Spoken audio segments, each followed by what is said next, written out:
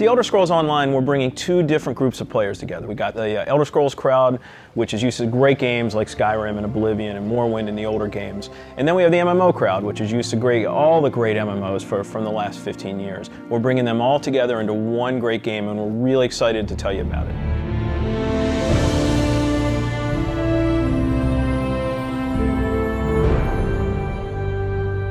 Elder Scrolls Online, everything you need to know about it is right in the name. It's Elder Scrolls, but it's online.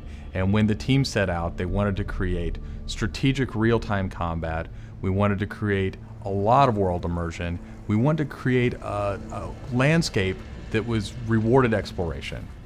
But all of that had to be brought together with really great social systems. So Elder Scrolls Online, it's set 1,000 years before Skyrim. And not only is it 1,000 years before Skyrim, but it draws on all the legends and everything that you've read about in the books that you find in Elder Scrolls games. So we've got 20 years of lore to draw upon.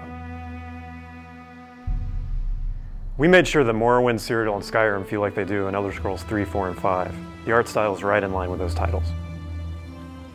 Now you can explore all of Tamriel.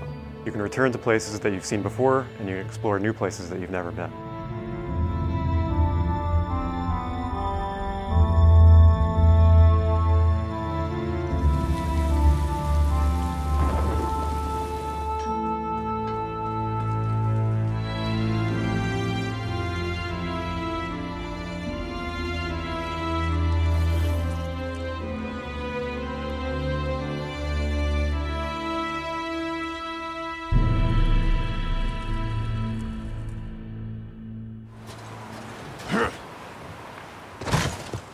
This is an Elder Scrolls combat system.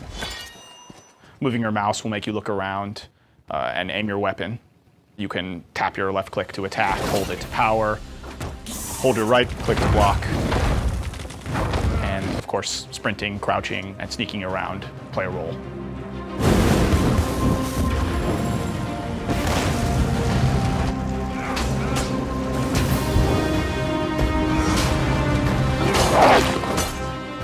All of our characters are designed so that hundreds of them can be on screen at one time.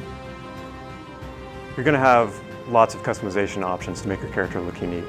You'll find Dwarven armors, Daedric armors, Elven armors, basically all the types of armor styles and customization options that you expect from an Elder Scrolls game and the Elder Scrolls lore. By far the worst experience of any online game is at its launch, when you're trying to find your friends.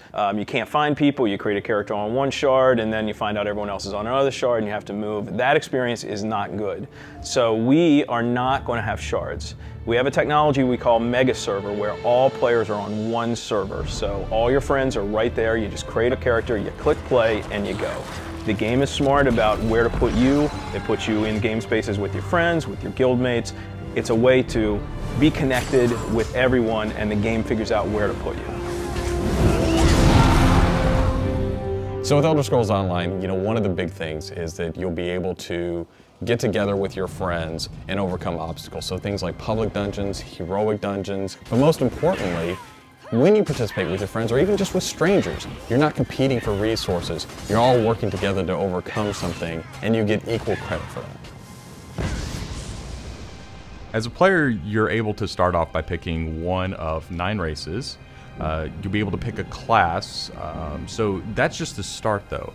From there, all of the choices you make with quests, all of the choices you make in which abilities you choose, which weapons you use, which armor you use, really help make your character stand out in the world.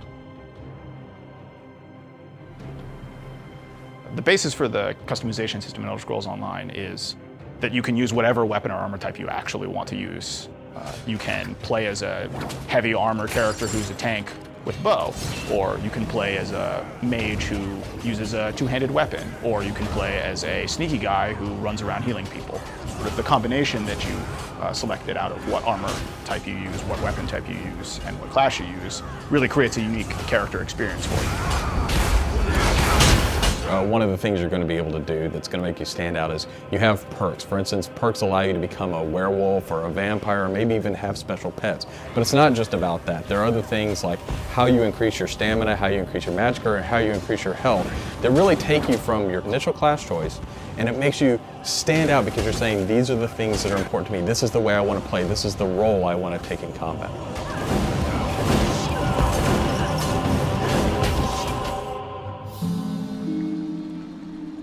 Questing in Elder Scrolls Online was built around a pretty simple concept, and that was that we wanted the player to explore.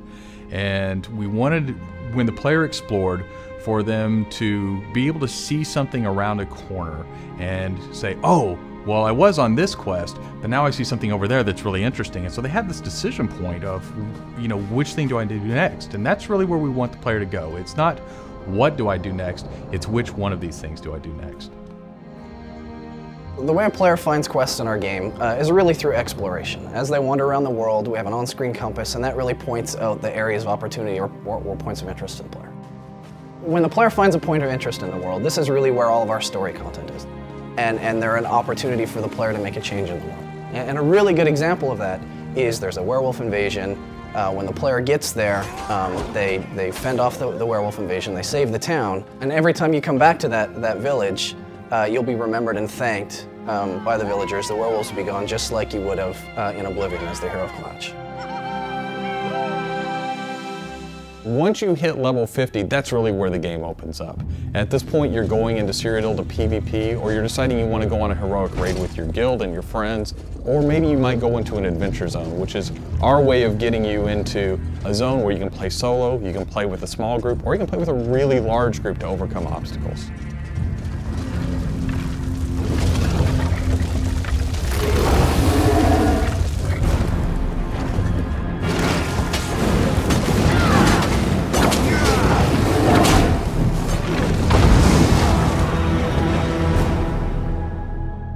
PvP in Elder Scrolls Online is focused around taking various structures in Cyrodiil.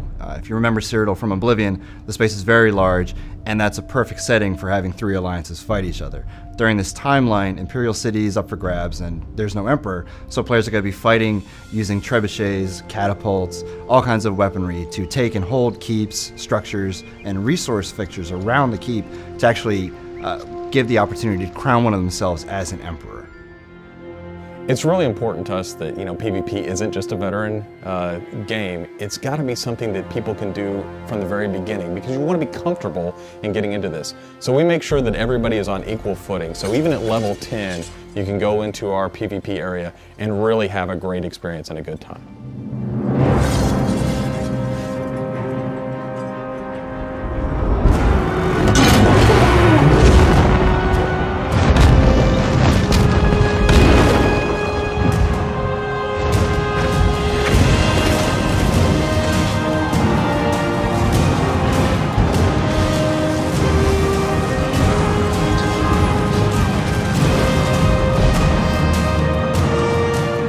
With a game the size of the Elder Scrolls Online, it's really hard to, in one demo, one presentation, one video, to list everything about the game. So what you've heard today are the basics. Over time, we're going to go into more depth in everything you've heard about today, and then all the other systems which we haven't talked about yet. All these elements are going to come together and make Elder Scrolls Online the next great online RPG.